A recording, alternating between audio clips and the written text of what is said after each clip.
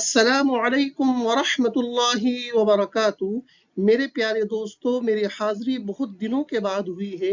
مشغولیتوں کی وجہ سے ہم ویڈیوز اپلوڈ نہیں کر سکے ہیں، لیکن انشاءاللہ اب یہ چینل مستقل ویڈیوز اپلوڈ کرے گا۔ آپ سب سے دعاؤں کی درخواست ہے اور مجھے امید ہے کہ آپ سب بھی بخیر و عافیت ہوں گے۔ آج کی اس ویڈیو میں آپ کے سامنے الشرق الاوسط کی ایک تازہ ترین خبر کا اردو ترجمہ لے کر آیا ہوں۔ اس خبر میں ہم یہ سیکھیں گے کہ اردو میں ٹرانسلیٹ کس طرح کیا جاتا ہے اور تعبیرات کو جملوں میں ہم کس طرح استعمال کر سکتے ہیں۔ آپ ڈسکرپشن میں موجود لنک سے PDF بھی ڈاؤن لوڈ کر سکتے ہیں۔ اگر آپ کو ویڈیو پسند آئے تو لائک ضرور کیجئے، حوصلہ افزائی کے لیے کومنٹ ضرور کیجئے اور عربی سے دلچسپی رکھنے والوں تک اس ویڈیو کو ضرور پہنچائیے۔ جزاکم اللہ خیرا و احسن الجزاء۔ ویڈیو کا آغاز کرتے ہیں۔ ہیڈنگ آپ کے سامنے اسکرین پر عبارت اچھی طرح سماعت فرمائیے گا۔ وزیر الدفاع الاسرائیلی لن نسمح بدخول ای مساعدات انسانیت الى غزہ۔ اب دیکھیے، سمح فلان لفلان بکذا، جو یہ استعمال ہوا ہے سمح فلان لفلان بکذا، یہ باب فتح یفتح سے آتا ہے۔ سمح یسمح سماحتن اس کا مصدر ہے۔ اس کا ترجمہ ہے پرمیشن دینا، اجازت دینا۔ اب اس تعبیر کو سمجھیے، جو اجازت دے گا وہ اس کا فاعل بنے گا، اور جس کو اجازت دے گا وہ لام کا مدخول ہوگا، اور جس چیز کی اجازت دے گا وہ با کا مدخول ہوگا۔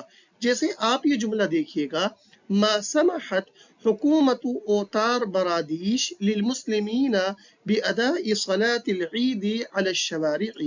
اتر پردیش حکومت نے مسلمانوں کو سڑکوں پر عید کی نماز پڑھنے کی اجازت نہیں دی۔ تو دیکھیے اس میں سماحت حکومت اوتار برادیش، یہ سماحت کا فاعل ہے۔ کس کو اجازت نہیں دی؟ مسلمانوں کو۔ تو مسلمینہ یہ لام کا مدخول ہے۔ کس چیز کی اجازت نہیں دی؟ عید کی نماز ادا کرنے کی۔ تو با کا مدخول ادائی صلاۃ العید ہے۔ اب ہیڈنگ کا ترجمہ دیکھیے، پہلے لفظی ترجمہ کروں گا۔ وزیر الدفاع الاسرائیلی کی، وزیر اسرائیلی وزیر دفاع نے کہا ہے۔ دیکھیے یہ جو دو نقطے آپ کو نظر آ رہے ہیں، یہ عربی میں مقولے کی نشانی ہوتی ہے۔ لن نسمح، ہم ہرگز اجازت نہیں دیں گے، بدخول ای مساعدات انسانیت، کسی بھی انسانی امداد کے داخلے کی اجازت نہیں دیں گے، الی غزہ، غزہ کی طرف۔ ہم غزہ میں کسی بھی طرح کی انسانی امداد کے دخول کی اجازت نہیں دیں گے، اسرائیلی وزیر دفاع۔ نیوز کا پیراگراف پڑھتے ہیں۔ قال وزیر الدفاع الاسرائیلی، دیکھیے میں نے الاسرائیلیو پڑھا ہے، اسرائیلی نہیں پڑھا ہے۔ کیوں؟ اس لیے کہ وزیروں کی صفت بنے گی، الدفاع کی صفت نہیں بنے گی۔ تو اس طرح کے موقع پر یہ وزیر کی صفت بنتی ہے، جو وزیر کا مضاف الیہ ہے اس کی صفت نہیں بنتی ہے۔ اس فرق کو آپ ضرور یاد رکھیے گا۔ اسرائیل کا تس الاربعاء ان اسرائیل لن تسمح بدخول ای مساعدات انسانیت غزة للضغط على حماس، وذلك في ظل استمرار المفاوضات حول مقترح اسرائیلی لوقف النار في غزة۔ دیکھیے اس میں ایک لفظ استعمال ہوا ہے الضغط، للضغط، یہ ضغط فلان علی فلان، باب فتح یفتح سے ہے، ضغط یضغط ضغطا، جس کا مصدر ہے۔ اب اس کے معنی آتے ہیں پریشر ڈالنا، دباؤ ڈالنا، فورس کرنا۔ تو جو فورس کرے گا وہ ضغطہ کا فاعل ہوگا، اور جس پر پریشر ڈالے گا وہ علی کا مدخول ہوگا۔ اب جیسے آپ یہ جملہ دیکھیے، هل المحکمة العلیا ستضغط على الحکومة المرکزیة بشأن قانون الوقف الجدید، کیا سپریم کورٹ وقف کے نئے قانون کے سلسلے میں سینٹرل حکومت پر پریشر ڈالے گی؟ تو اب دیکھیے تضغط اس کے اندر ہی ضمیر ہے جو المحکمۃ العلیاء کی طرف لوٹے گی جو کہ اس کا فاعل ہے. کس پر پریشر ڈالے گی سپریم کورٹ؟ سینٹرل حکومت پر. تو سینٹرل حکومت کا مدخول علی الحکومت المرکزیہ ہے، تو جس پر دباؤ ڈالیں گے وہ علی کا مدخول ہوگا. اس پیراگراف کے اندر ایک دوسری تعبیر، بہت شاندار تعبیر استعمال ہوئی ہے، فی ظل کذا. فی ظل کذا یعنی کسی چیز کے چلتے، کسی چیز کے چلتے اس موقع پر اس تعبیر کو استعمال کرتے ہیں. جس چیز کے چلتے کریں گے وہ ظل کا مضاف الیہ بنے گا. جیسا کہ آپ یہ جملہ دیکھیے، تتداول البيانات الاستفزازية على مواقع التواصل الاجتماعي في ظل التظاهرات. مظاہروں کے چلتے سوشل میڈیا پر بھڑکاؤ بھاشن وائرل ہو رہے ہیں. تو دیکھیے مظاہرات، پروٹیسٹ کے چلتے، تو التظاہرات یہ ظل کا مضاف الیہ.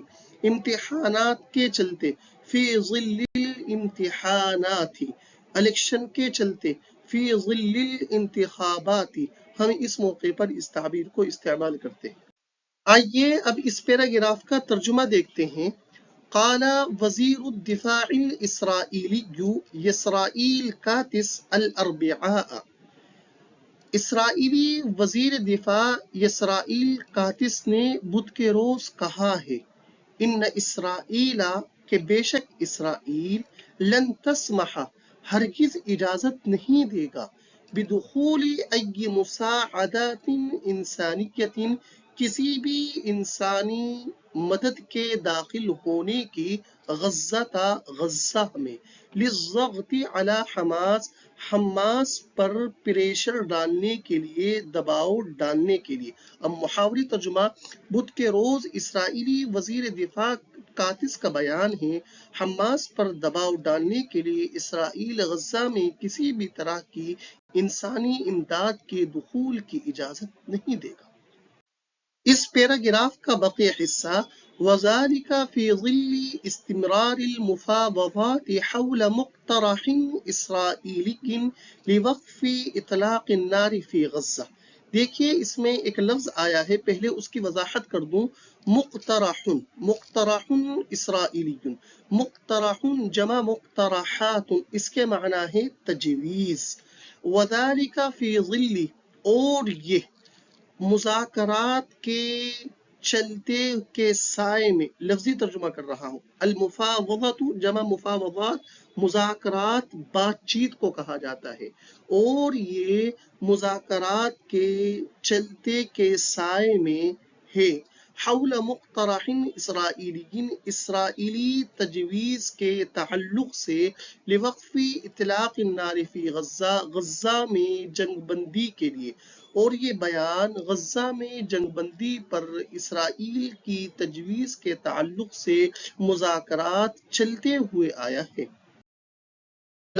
آپ کے سامنے اسکرین پر وكانت صحيفة تايمز اوف اسرائيل قد نقلت اليوم عن وزير الدفاع اسرائيل كاتس قوله ان اسرائيل تنوي استئناف المساعدات الانسانية الى غزة لكن عبر شركات مدنية كي لا تصل المواد الغذائية والمعدات الى حركة حماس في القطاع.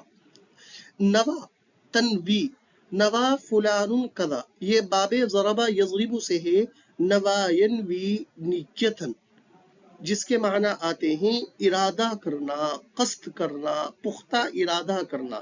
جیسے مثال کے طور پر المسلمون الہنود ینوون مقاطعة المنتجات الاسرائیلیة نیتا صارمة.